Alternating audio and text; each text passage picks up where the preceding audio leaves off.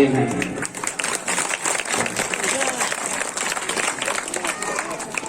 बोलो सुदामा महाराज की। सुदामा जी आज बना ही दिए, आर्यन को आज बना ही दिया सुदामा।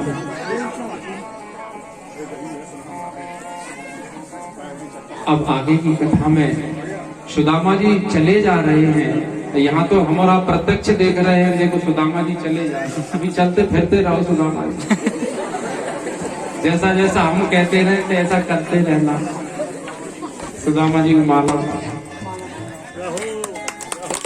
चलो पहले ही माला पहना भी कोई बात नहीं, और कोई बात नहीं, माला तो सुदामा जी बड़े भक्त हैं, चले जा रहे हैं। यहाँ दोनों चीज देखो, कथा भी सुनने को मिल रही है और प्रत्यक्ष सुदामा जी और भगवान श्री कृष्ण और रुक्मणी मैया को भी प्रत्यक्ष देख रहे हैं। बोलो कृष्ण कन्हैया लाल की जय।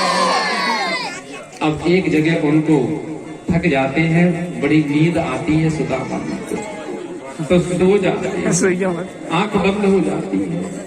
बैठ गए सुदामा, अब थोड़ी सी आंख बंद कर दो, ऐसे आप आंख बंद कर दो, और जब आंख खोलेंगे तो द्वारका में ही पहुंचेंगे सीधा।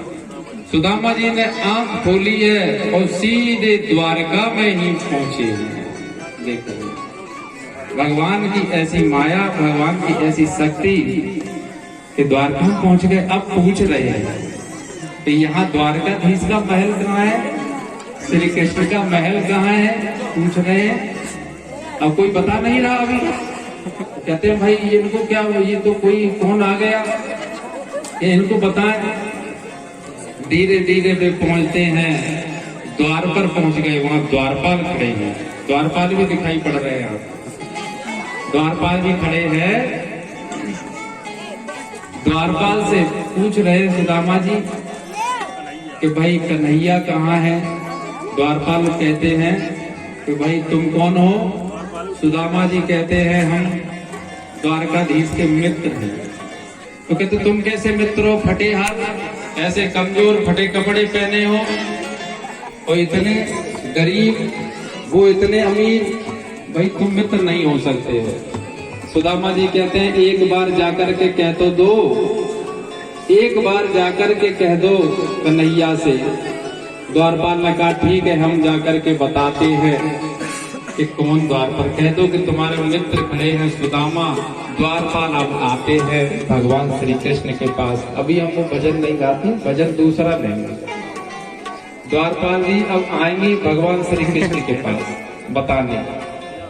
एक व्यक्ति खड़े हैं और वो कह रहे हैं कि कन्हैया हमारे मित्र हैं द्वारकाधीश, अपना नाम सुदामा बता रहे हैं। जैसे ही भगवान श्री कृष्ण ने सुना सुदामा नाम तो एकदम खड़े हो गए हैं। भगवान खड़े हो गए और रुक्मणी मैया भी खड़ी हो गई, लेकिन रुक्मणी जी वहीं खड़ी रहेंगी। भगवान श्री कृष्ण वहां से दौड़ पड़ते हैं, मेरा सुदामा उनका पीतांबर गिर पड़ता है। कोई बात नहीं, कन्हैया दौड़े आते हैं, कन्हैया दौड़े आते हैं, कन्हैया दौड़े आते हैं, कन्हैया दौड़े आते हैं।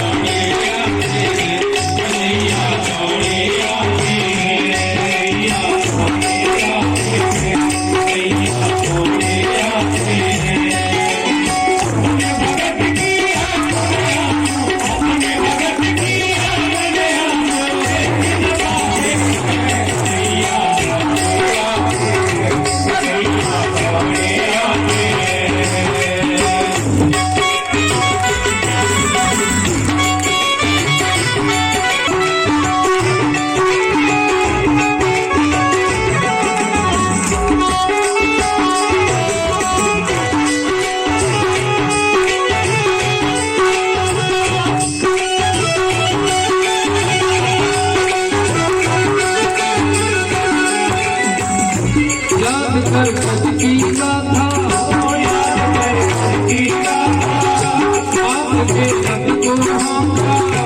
आपके रथ को हाँका, दीन मनसा की हारी,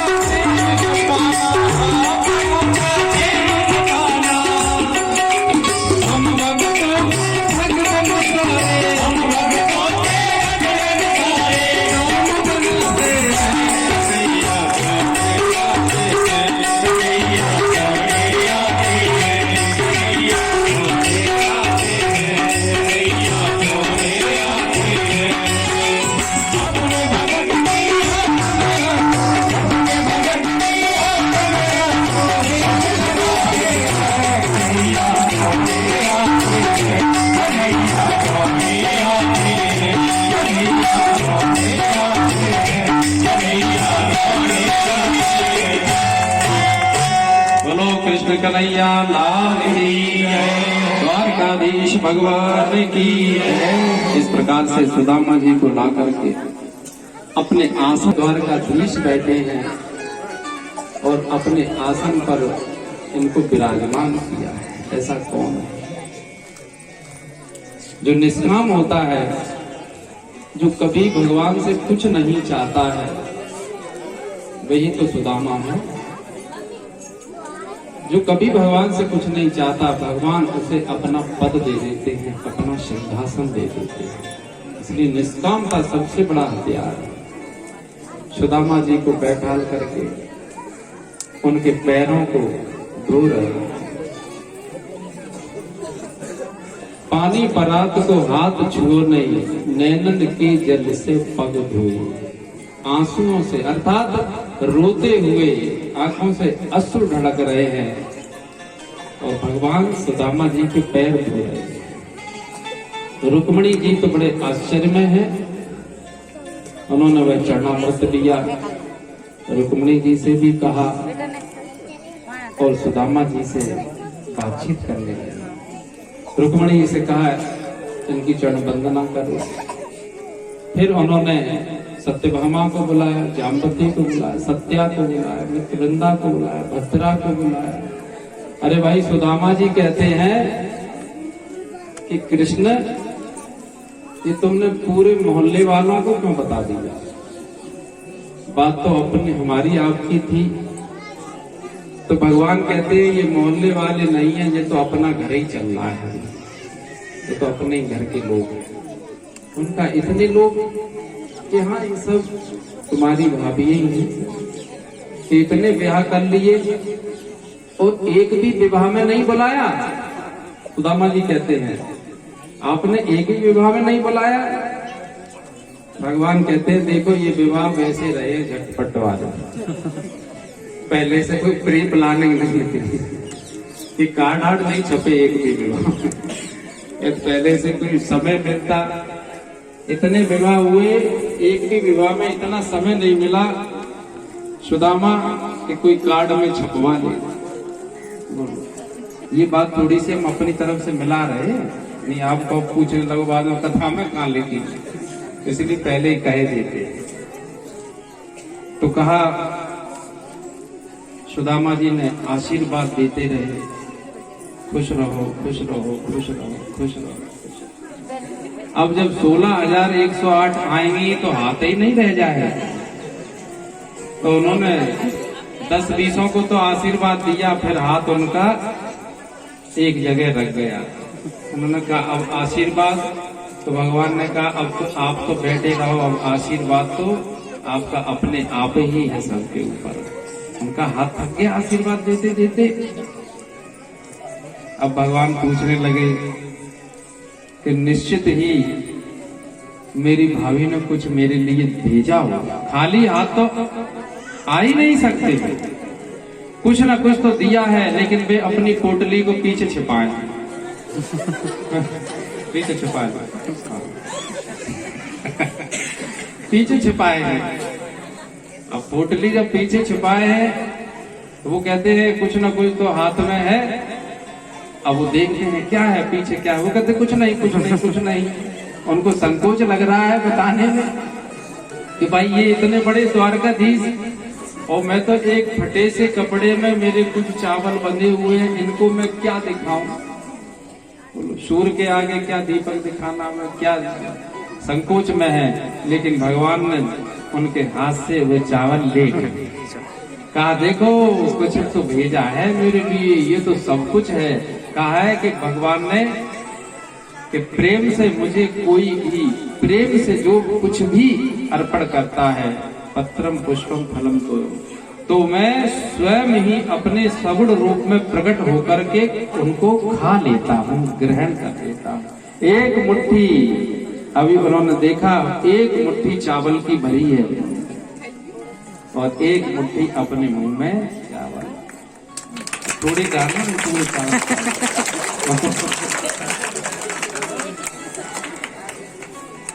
और एक मुट्ठी, दूसरी मुट्ठी जैसे ही भरी है, दूसरी मुट्ठी भरी, रुक्मणी मैया ने उनका हाथ पकड़ दिया, हाथ पकड़ दिया, हाथ पकड़ा में चावल न छुड़ाओ। यही तो लीला है। हाथ पकड़ा है कि खाओ नहीं। अब एक दूसरी मुट्ठी नहीं, क्योंकि एक मुट्ठी में आपने सब कुछ दे दिया, उनकी दरिद्रता दूर कर दी। रुक्मणी मैया जानती हैं कि भगवान किसी का एक दाना भी वैसे ही नहीं खा लेते। यदि भगवान ने एक दाना भी खा लिया तो समझ लो अपनी तरफ से वो सब कुछ दे ही डालते। एक मुट्ठी भगवान ने खाया तो सुदामा जी की दरिद्रता दूर कर दी। विश्वकर्मा का वहां पहुंचना हो गया सुदामपुरी में, और महल बनना प्रारंभ हो गया, और पूरे गांव के महल। जब सुशीला से पूछा विश्वकर्मा ने कि तुम्हारा महल बनाना, सुशीला ने कहा नहीं सबके महल बनाओ, हमारा बने न बने। तो पूरे गांव में महल ही महल बन गए, और सुशीला उनकी दरिद्रता समाप्त हुई एक मुट्ठी में ही। अब रुक्मणी जी हाथ पकड़े कि दूसरी मुट्ठी नहीं खा लेना, यदि दूसरी भी खा ली तो हम सबको फिर जाकर के सुदामा जी की चाकरी में रहना पड़ेगा, हमें भी दे डालोगे दूसरी मुट्ठी में। इसलिए अभी हमें कुछ दिनों आपके संग रहना है, तो अपने संग बनाए रखो, इसलिए अब दूसरी मुट्ठी नहीं खाओ। इस प्रकार से उन्होंने भी चावल ले लिए। एक मुट्ठी में दरिद्रता समाप्त हो गई, दूसरी मुट्ठी रुक्मणी मैया ने अपने हेतु रोक ली है। अब तो सुदामा जी को बड़ा आदर सत्कार होने के बाद उनको भोजन कराया गया है। फिर रात्रि काल में सुदामा जी और भगवान श्री कृष्ण बैठे हैं, बातचीतें की हैं, पुरानी जितनी बातचीत थी वो सभी बातचीत की है।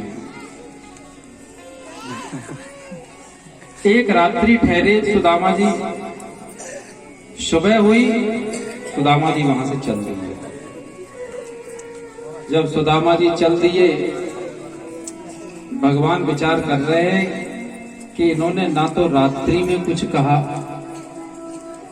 भगवान पूछते रहे कैसे आए सुदामा, कैसे आए, बस तुमसे मिलने चले आए, बहुत दिनों से मिले नहीं थे तो तुम्हारे दर्शन करना था।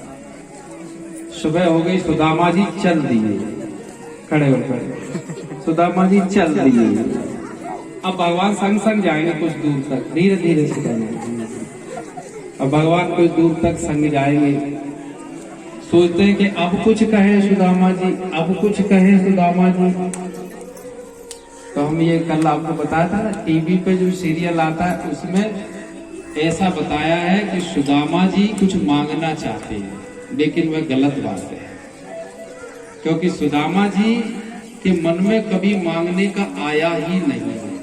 तब भगवान ने पूछा है, सुदामा जी और कोई बात तो नहीं, और कोई बात तो नहीं है?